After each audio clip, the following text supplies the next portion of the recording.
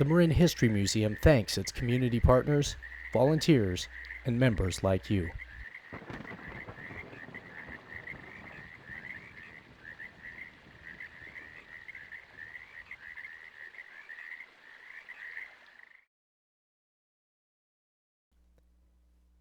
Images in this production are drawn from the Marin History Museum's photography collection. If you would like to purchase photo reproductions of these, or any of the thousands of photos in the Marin History Museum's archives, contact the Marin History Museum's Photo Services Department.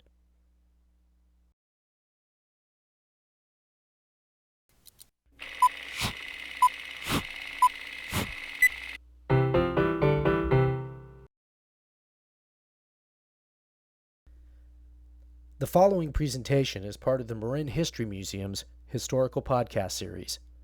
For a free subscription, log on to iTunes and search Marin History Museum.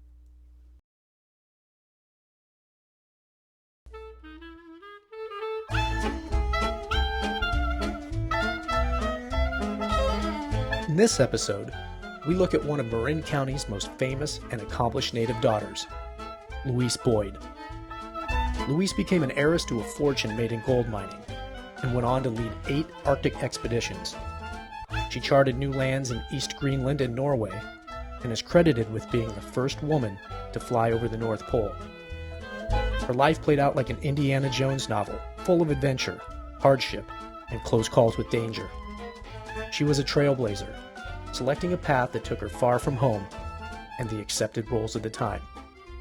Today we look at Louise Boyd, Marin's Arctic explorer.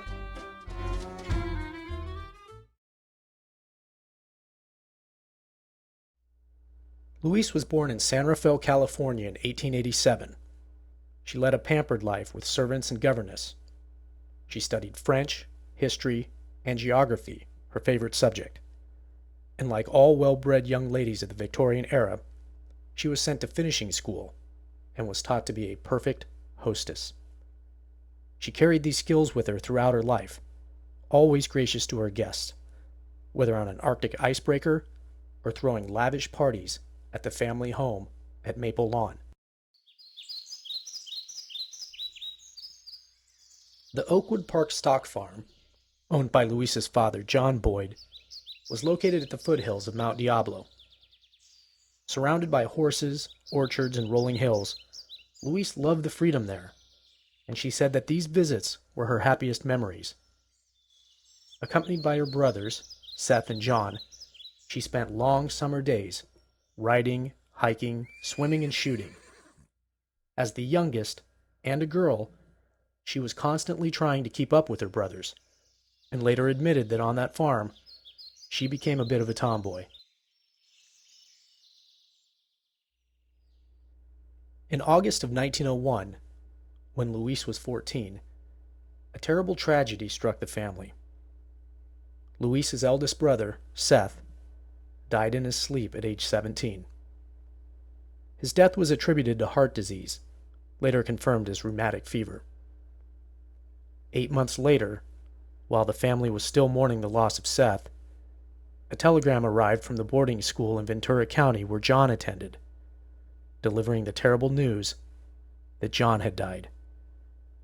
The doctors diagnosed the same cause of death, heart disease. He was just 16.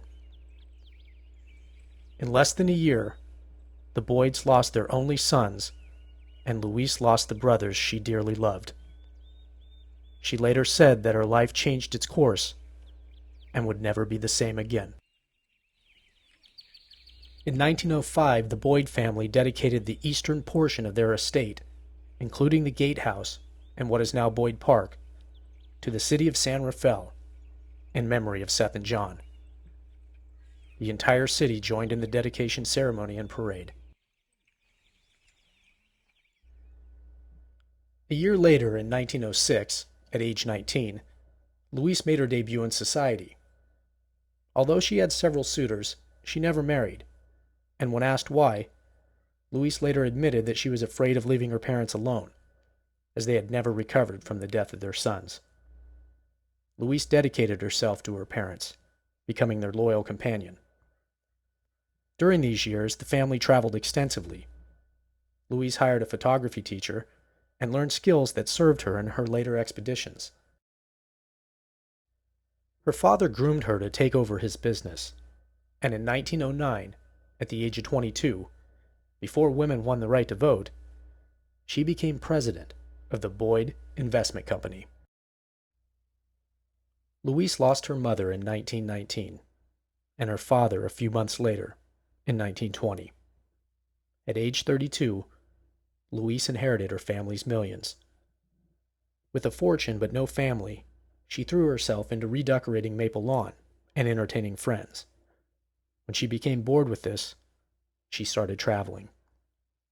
Between the years of 1920 to 1923, she traveled extensively in Europe, always recording and photographing. She found a new teacher by the name of Isaiah Bowman, director of the American Geographical Society, and one of the foremost teachers and photographers of the time. During the early 1900s, several Arctic and Antarctic explorations had caught the imagination of the public. Louise had already seen most of Europe, and she was curious about this isolated and unknown landscape. In 1924, she traveled to Spitsbergen, the largest of several islands between the coast of East Greenland and Norway. Louise credits this trip with changing her life. Louise told the story of how she was standing on the deck, looking at the Arctic landscape for the first time. She turned to the captain, saying to him, "Someday, I'm going to be in there, looking out, rather than out here, looking in." It was at that moment that Louise knew she had to return, and she began to plan her first Arctic expedition. It took 2 years for Louise to plan her first Arctic expedition. During this time, she received a once-in-a-lifetime invitation to meet King George and Queen Mary of England. This was an extremely prestigious invitation and highly unusual for a single American woman to be invited to court. Everything she wore was directed by rules of dress. Her gown was made of silver tissue and was embroidered with hundreds of pearls and rhinestones. She attended a large reception at Buckingham Palace and visited the Ascot races. On June 29, 1925, with 1,000 guests attending, Louise Boyd was presented to the King and Queen of England. She made headlines in all the society papers around the world, but joked to her friends that she wanted to get back to the business of planning her expedition.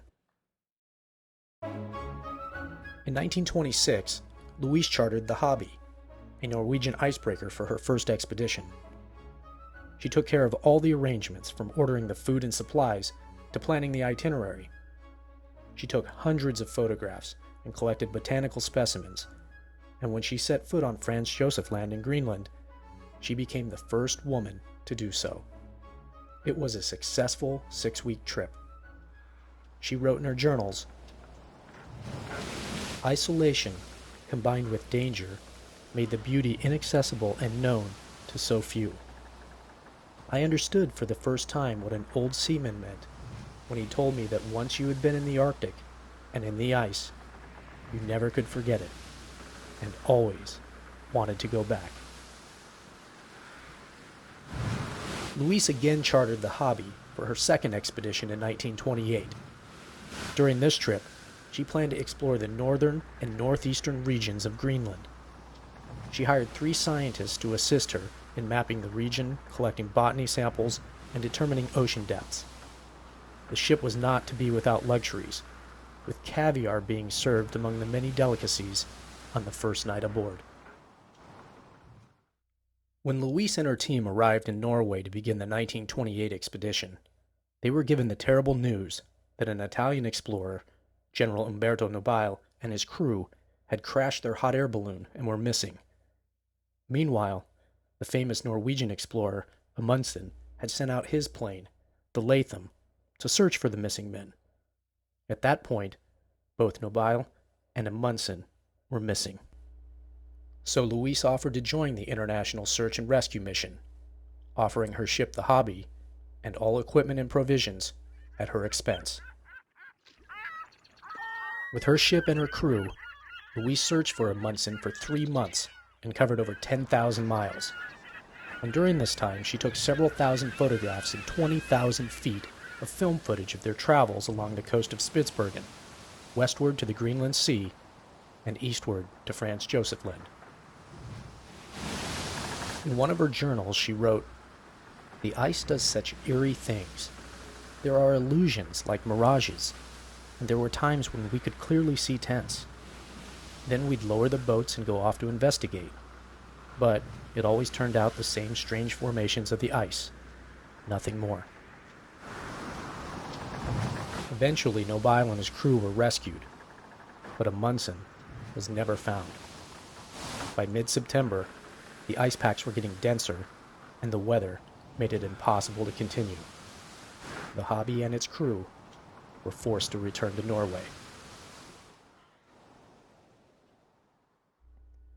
Louise's search efforts, although futile, did not go unnoticed. The King of Norway awarded her the Knight Cross of St. Olaf. She was the first American woman to receive the order, and the third woman in the world to be so honored. In 1931, Louise chartered the Vesla and hired its captain, Johan Olsen. The Vesla became a fluid university, as she had now added the American Geographical Society to her team. Her work with photographer Isaiah Bowman taught her about photogrammetry, which uses both photography and surveying to create reconnaissance scale maps. During the 1931 expedition, the Vesla visited every fjord and sound in the region of Franz Josef and King Oscar fjords on the East Greenland coast. Louise discovered a route never before attempted, and discovered an unknown glacier and named it De Geer Glacier. The Danish government, impressed by her discovery and accomplishments, named the region located within the iced fjord Miss Boyd Land. Louise Boyd's 4 expeditions on the Vesla produced an impressive amount of scientific data. Her 1933 expedition was sponsored by the American Geographic Society. Although still financed by Louise, her work was finally being recognized by the overall scientific community. Her thousands of maps, charts, and soundings were used to create topographic maps of the areas that had never been charted. Louise's expedition findings and photographs were published by the American Geographical Society in 1935, entitled The Fjord Region of East Greenland. During her 1937 expedition, she traveled farther north along the East Greenland coast than any other American, and attained the second highest latitude reached by a vessel in those waters. And in 1938, she came within 800 miles of the North Pole. In 1938, Louise was awarded the Coleman Geographical Medal by the American Geographic Society. At the time she received her award, she was the second woman the Society honored in its 86-year history. By 1940, Hitler had invaded Denmark and Norway, and the Netherlands and Belgium were under siege. These invasions posed a threat to the Danish territories of Greenland and to the Norwegian islands. Louise was a recognized authority in these areas and was asked to lead an expedition as an advisor to the War Department. During this expedition, she obtained data that was used by anti-submarine patrols of the Allies. She served as a special consultant to military intelligence from March 1942 to July 1943. After her 1938 expedition, Louise stored much of her equipment, charts, and maps in Norway. After the Germans invaded, she learned all her items had been impounded by German soldiers. There were some tense moments as Louise convinced the Germans to release her equipment. Had they fallen into enemy hands, they would have provided invaluable information. Her charts, maps, and unique knowledge of the area assisted the Allies and helped halt Germany's progress in the Arctic.